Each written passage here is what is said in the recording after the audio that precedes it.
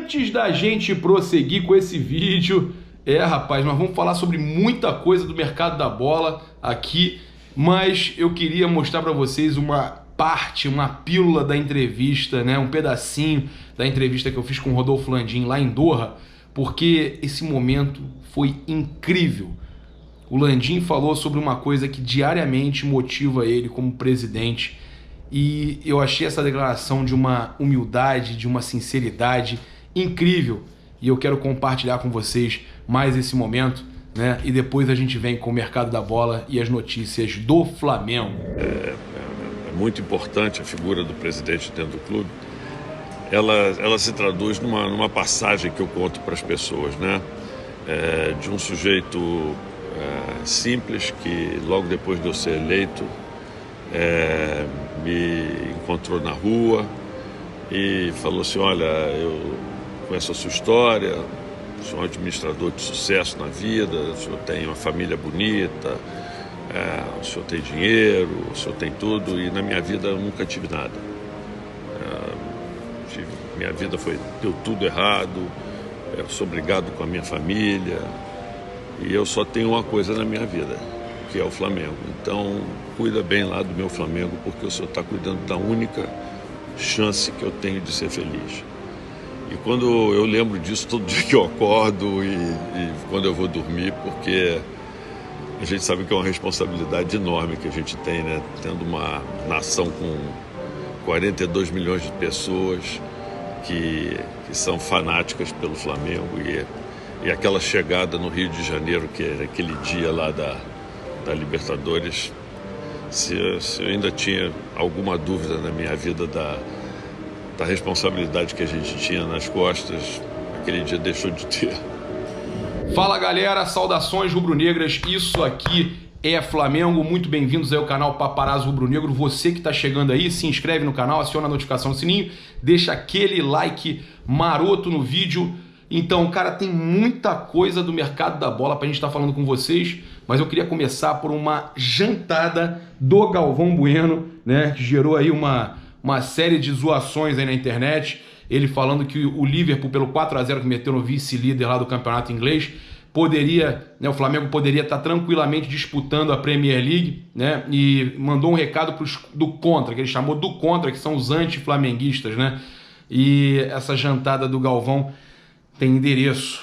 Essa jantada foi para o Rafael Rezende, que tinha falado também que o Flamengo não jogou de igual para igual com o Liverpool, falou ainda que o Flamengo não jogou nada na fase de grupos da Libertadores. Se você falasse para um torcedor rubro-negro naquele momento que seria campeão, ele iria rir da tua cara. Mentira, eu comprei a passagem, minha e da minha esposa, na fase de grupos da Libertadores. Mentiroso, tá falando besteira, tá falando por nós, tá querendo meter palavra na nossa boca, tá certo? E o próprio Euclides Flá fala o seguinte: se for seguir o raciocínio dele durante essa semana, a gente pode falar que o Flamengo jogou com baixa intensidade na fase de grupos, poupando o time para a fase do mata-mata. Verdade, verdade. Vamos falar sobre a situação do atacante Pedro, né? Muita coisa acontecendo no mercado, saíram duas notícias lá na Itália, dando conta que o Flamengo busca ainda a contratação do Pedro, porém a Fiorentina não quer liberar o Pedro se não for vendendo, não quer emprestar. Mas lá na Itália eles acreditam que caso o Flamengo, que é uma possibilidade remota, já tem tudo acertado para janeiro, caso o Flamengo não consiga a contratação do Gabigol, Pedro é a primeira opção e que o Flamengo tentaria essa contratação do Pedro, né, junto à Fiorentina. Já falei, a Fiorentina não quer negociar o jogador por empréstimo, mas é uma possibilidade, tá certo? Então esse nome do Pedro não está descartado, e fontes ligadas ao Flamengo revelam que verdadeiramente é um nome que interessa. O Flamengo, tá, apesar de muita gente não saber, foi atrás do Arthur, e o Arthur, aquele que pertence ao Palmeiras, queria vir para o Flamengo, né? Mas o atacante vai jogar em 2020 naquele clube que está prestes a explodir, a ser um baita de um clube, que é o Bragantino, o Red Bull, né? Desde que o Red Bull chegou, o Bragantino vai estar voltando a figurar aí no mercado e tudo mais. Então o Arthur indo para o Bragantino, e isso só nos prova o seguinte, né? Até com a questão do Michael, porque o Michael, o Corinthians ofereceu cerca de 22 milhões de reais por 50% dos direitos do Michael, e o Goiás quer 25 milhões. O Flamengo ofereceu 25 milhões por 80% do Michael. Eles vão preferir aceitar a oferta do Corinthians de 22 milhões do que aceitar do Flamengo de 25, porque eles querem ficar com mais porcentagem do jogador. Mas a verdade é a seguinte, assim como o Palmeiras só aceitou negociar o Arthur ganhando menos do que o Flamengo queria pagar para o Red Bull Bragantino, o Goiás tem grande chance também de aceitar fazer isso com o Corinthians, que eu não sei também de onde é que esses clubes arrumam dinheiro. O Corinthians que está devendo estádio, devendo tudo, mas aparece dinheiro para dar 22 milhões no jogador. Agora, a verdade seja dita, os jogadores aqui do Brasil, os clubes estão fazendo de tudo para não negociar esses jogadores, né, com o Flamengo. O Flamengo também, eu já falei para vocês, tem interesse no Carlos Sanches, né? A dívida do Santos com ele é de 1,5 milhões, mas eles preferem, né, não resolver isso, preferem que o Flamengo não contrate, porque todo mundo agora se preocupa do Flamengo não se armar, né? Então são jogadores aí que estão, os clubes com problemas, que precisam liberar, que precisam vender, mas não querem negociar com o Flamengo. Essas situações vão me chateando, me chateiam, assim como é o caso do Pedro, aí na questão da Fiorentina, não é pela questão de ser o Flamengo, eles preferem, né, não tem nenhum acordo com o Fluminense que não poderia negociar ele, mas aí eles preferem vender o jogador, que não foi bem, né, definitivamente não foi bem lá na Itália. Tem a situação do Viseu, que falaram que tinha reunião ontem com o Botafogo, mas que foi hoje de volta para a Itália. Não interessa ao Flamengo nesse momento o retorno do Viseu, tá? São muitas possibilidades aí do mercado da bola. A gente também tem um jogador aí que o Deco, inclusive, tinha indicado pra gente, o Naruel Bustos, aí que estão falando que pode ser que vá para São Paulo. Eu conversei com fontes ligadas ao Flamengo que me falaram que é um jogador muito caro. Apesar de ser muito bom jogador, é um jogador muito caro. O Flamengo, né? A gente vai continuar falando aqui um pouco do mercado. O Flamengo, que foi considerada a marca mais valiosa do futebol brasileiro, 2,1 bilhões vale o Flamengo, um estudo feito aí que leva em consideração receitas, torcida, uma série de coisas, tá? O Corinthians em segundo com 1,8 bilhões, Palmeiras em terceiro com 1,7 bilhões, São Paulo 1,2 bilhões, Grêmio já lá embaixo 695 milhões, Cruzeiro 598, Internacional 592, na casa dos 400 lá em nono e décimo, Vasco e Santos. Lembrando que 6 vezes menos valiosas as marcas de Vasco e Santos em relação ao Flamengo. A gente também tinha separado para falar com vocês sobre situações aí envolvendo jogadores aí que o Flamengo tem interesse real, como o caso do Orejuela, né, o lateral direito. O Cruzeiro, um dirigente do Cruzeiro deu uma declaração que o Cruzeiro está pagando 1,5 milhão que eles têm que pagar de euros ao Ajax para ficar em definitivo com o jogador. Também não sei de onde é que o Cruzeiro rebaixado está tirando dinheiro, mas tudo bem. Eles disseram que estão pagando, vão exercer a opção de compra do Orejuela e que não há problema nenhum, que o Flamengo é um parceiro. Olha agora as coisas mudando, que o Flamengo é um parceiro, o Flamengo que já contratou o Pedro Rocha de lá, que o Flamengo é um parceiro e que eles podem avaliar, sim, a questão de um empréstimo do Orejuela. Fontes ligadas ao Flamengo, por sua parte, falam que o Flamengo não vai fazer loucuras com relação ao Orejuela, tá certo? Então é mais um jogador que o Flamengo não vai fazer loucuras. A gente tem aqui outras situações de mercado, né, que eu conversei com o pessoal lá ligado ao Flamengo, esse pessoal todo envolvido aí nas negociações do Flamengo.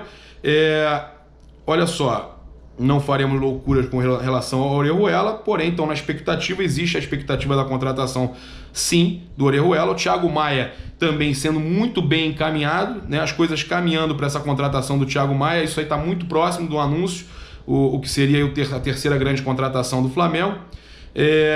O Rodolfo, né, que o Flamengo está liberando o jogador, tá?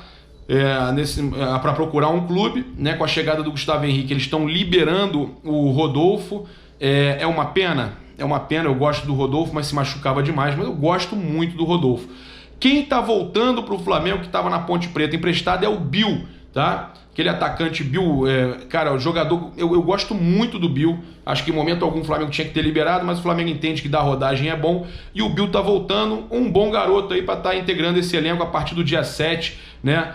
Com o Maurício Souza, que é o nosso treinador da base, que vai estar preparando o Flamengo para o Carioca de 2020. Aí, ó, a gente teve o pessoal ontem brincando que o Ganso tava vindo pro Flamengo, o Paulo Henrique Ganso. Aí eu vou dizer para vocês o seguinte, piada de mau gosto, né? Uma brincadeira no Twitter que acabou preocupando muita gente. Mentiras que acabam preocupando muita gente. Com relação, né, também saiu uma informação aí do segundo Teles CRF, o Flamengo iria desembolsar 2,5 milhões de euros para fechar com o atacante Jô, que atua no futebol japonês. Seria um pedido do Jorge Jesus. Fiz a minha apuração também, a resposta foi o seguinte, era do verbo já era, caríssimo, pelo tempo de contrato ainda existente. Não há a menor chance do Jô vir para o Flamengo. Outro jogador que está reclamando também no Barcelona de 11 milhões, né, de reais de premiações e que está fazendo de tudo, cavando a saída dele do Barcelona, é o Vidal. E eu procurei saber, alguma chance do Vidal ser jogador do Flamengo já nessa janela? E a resposta foi muito difícil. O Flamengo, óbvio, tem aumentado, se de um lado o Flamengo aumenta a dívida, do outro, né, como vocês viram aí a questão do Flamengo ter aumentado a sua marca, as receitas aumentando, o Flamengo ele tem valorizado seus ativos, esses jogadores que o Flamengo contratou, todos hoje valem mais. O Landim falou isso com a gente na entrevista. E eu achei interessante porque essa situação envolvendo o Vidal, o que essa fonte ligada ao Flamengo me falou, que é um nome que eles pretendem para um futuro próximo e que eles acham que num futuro próximo esses nomes não serão tão fora da realidade assim, como não foi o Balotelli que o Flamengo tentou contratar. Porém, nesse momento, né, o Flamengo não tem nenhuma contratação dessa bombástica em pauta para essa janela. Quem sabe daqui a um ano, quem sabe daqui a 6 meses, um ano, eles possam estar pensando em alguns nomes como esses, né? E aí, eles falaram justamente sobre essa questão do Jô, que não é verdade, e também falaram sobre a questão do Vidal, que é uma possibilidade. Sobre o Alan Patrick, que eu vi muita gente falando no Twitter, fazendo campanha para o retorno do Alan Patrick ao Flamengo. Alan Patrick é aquele que jogou no Flamengo, no Palmeiras. Eu acho um excelente jogador, seria um excelente jogador, inclusive, para a reserva do Arrascaeta. Porém, gente, ele está avaliado em mercado 4 milhões de euros e ele acabou em maio, ele acabou de renovar o contrato dele até junho de 2022. Então seria um investimento muito alto para um jogador, né, que seria de certa forma contestado por um ou outro torcedor. Eu acho bom, mas eu acho que por esse valor o Flamengo não vai atrás de Alan Patrick, por mais que esteja com campanha aí no Twitter pelo Alan Patrick. Então é isso, galera. Se inscreve aí no canal, aciona a notificação no sininho, deixa aquele like maroto no vídeo. Saudações rubro-negras. Isso aqui é Flamengo. Valeu!